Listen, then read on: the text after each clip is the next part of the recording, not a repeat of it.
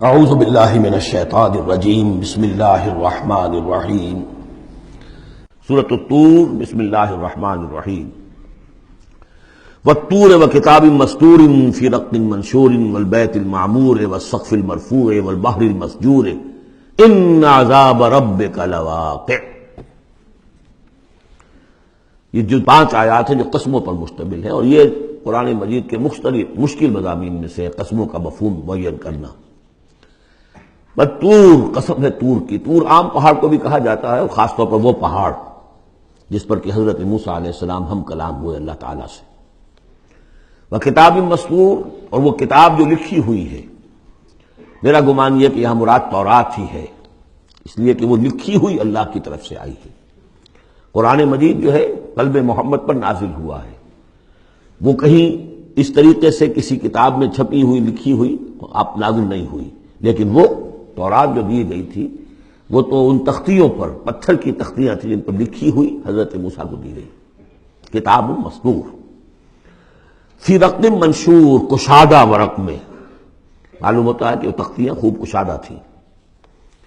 اب یہ 3 تو ہو گئی حضرت موسیٰ علیہ السلام کے حالات سے متعلق۔ کوہ طور پر انہیں مخاطبہ اور مکالمہ الہی سے وہ سرفراز فرمائے گئے، انہیں کتاب دی گئی کشادہ تختیوں میں۔ والبیت المعمور، اور قسم ہے بیت معمور کی۔ اب اس میں اختلاف ہے۔ ایک رائے یہ ہے کہ بیت اللہ کو کہا جا رہا ہے، اس لیے کہ ہر وقت آباد رہتا ہے، بھرا رہتا ہے، لوگ موجود رہتے ہیں۔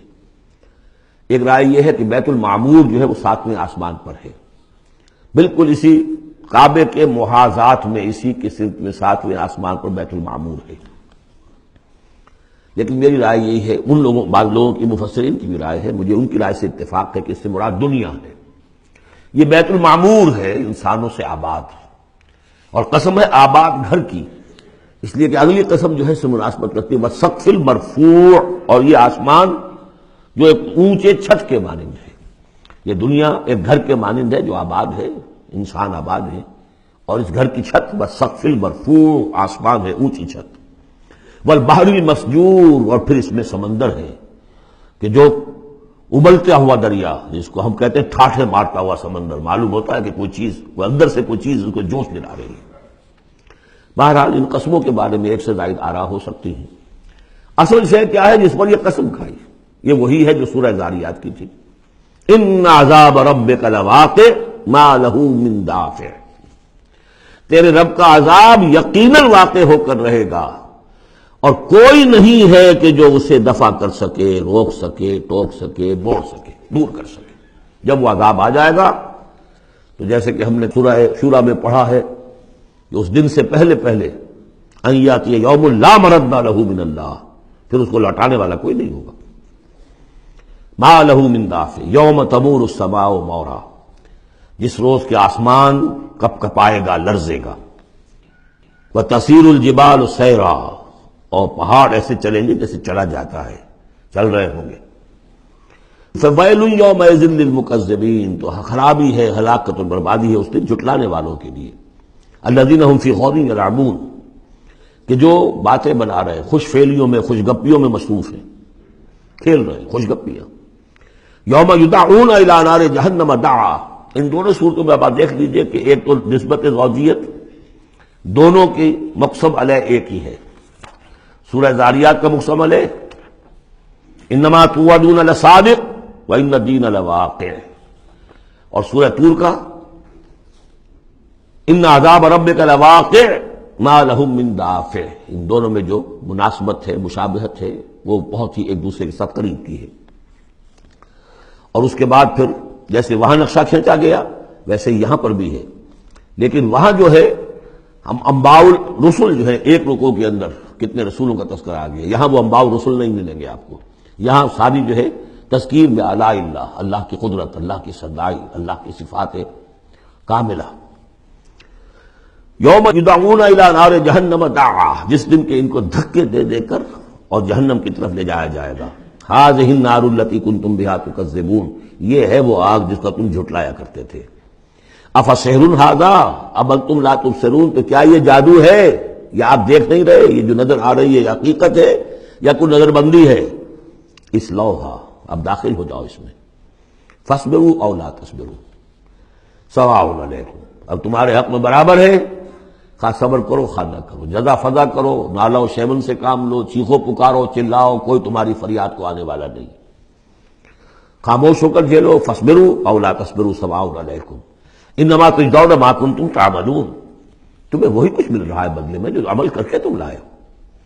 ان المتقین فی جنات و نعیم، یقیناً اللہ کے سے ڈرنے والے، اللہ کے بندگی کرنے والے، اللہ کی عبادت کا حق ادا کرنے والے، وہ ہوں گے باغات میں اور نعمتوں میں، فاکہین بما آتاہم ربہم، انجوائے کر رہے ہوں گے جو کچھ کے نعمتیں ان کو ان کے رب نے دی ہوں گی، وبقاہم ربہم عذاب الجحیم، اور بچا لے گا انہیں ان کا رب اس جہنم کے عذاب سے۔ کلوا واشربوا ہنیئا بما کنتم تعملون، کھاؤ پیو رچتا پچتا، تمہیں مبارک ہو یہ کھانا پینا، راس آئے تمہیں، بما کنتم تعملون، یہ ہے بدل اس کا جو تم عمل کرتے رہے ہو۔ بارہا میں اشارہ کر چکا ہوں، اللہ تعالیٰ کی طرف سے کہا یہی جائے گا یہ تمہارے اعمال ہیں، بندے یہی کہیں گے پروردگار نہیں یہ تیرا فضل ہے، ہم اس قابل نہ تھے۔ متکئین علی سرر مصفوفہ، بیٹھے ہوئے ہوں گے ان تختوں پر کے جو برابر برابر بچھے ہوں گے صفوں کے اندر، وزوجناہم بحور عین، ہم بیاہ دیں گے انہیں ان حوروں سے کہ جو بڑی بڑی آنکھوں والی ہوں گی۔ والذین آمنوا واتبعتہم ذریتہم بایمان الحقنا بہم ذریتہم، یہ مضمون پہلے بھی آ چکا ہے، اور فرشتے بھی جو ہیں وہ جو استغفار کرتے ہیں تو اس کی استدعا کرتے ہیں اللہ سے کہ اہل ایمان کی جو رشتہ دار ہیں ان کے والدین میں سے، ان کی اولاد میں سے، جو بہرحال صالحین میں سے ہیں، پروردگار انہیں ان کے ساتھ لے آ، چاہے وہ کمتر درجے میں ہو اپنے عمل کے اعتبار سے، کمتر درجے کی جنت کے مستحق ہوئے ہوں، لیکن اب ان کے آپ ان کے برابر لے آ۔ تو وہاں اللہ تعالیٰ خود فرما رہا ہے والذین آمنوا، اور وہ لوگ کہ جو ایمان لائے، واتبعتہم ذریتہم بایمان، اور ان کی نسل نے، ان کی اولاد نے بھی ان کی پیروی کی ایمان کے ساتھ، الحقنا بہم ذریتہم، ہم ملا دیں گے ان کے ساتھ ان کی اولاد کو، وما علتناہم من عملہم من شیء، ان کے عمل میں سے کوئی کمی نہیں کریں گے، یعنی یہ نہیں کریں گے صاحب آپ اونچے درجے میں ہیں تو اگر اپنے بچوں کے پاس جانا ہے اہل و عیال کے پاس تو نچلے درجے میں جائیے، نہیں، ان کا درجہ کم نہیں ہوگا، بلکہ اللہ تعالیٰ ان کا اکرام فرمائے گا کہ ہاں آپ کے بچے، آپ کی اولاد، آپ کے قریبی جو بھی ہیں، اگر وہ واقعتاً مومن تھے، وہ امتحان پاس کر چکے ہوں، تو چاہے 3rd ڈویژن میں پاس کیا ہے انہوں نے، پاس کر لیا ہے تو اب آپ کے ساتھ، اگر آپ 1st ڈویژن میں آئے ہوئے ہیں تو اللہ کر دے گا اپنے فضل سے انہیں آپ کے لیے، تاکہ آپ کو آنکھوں کی ٹھنڈک نصیب ہو جائے۔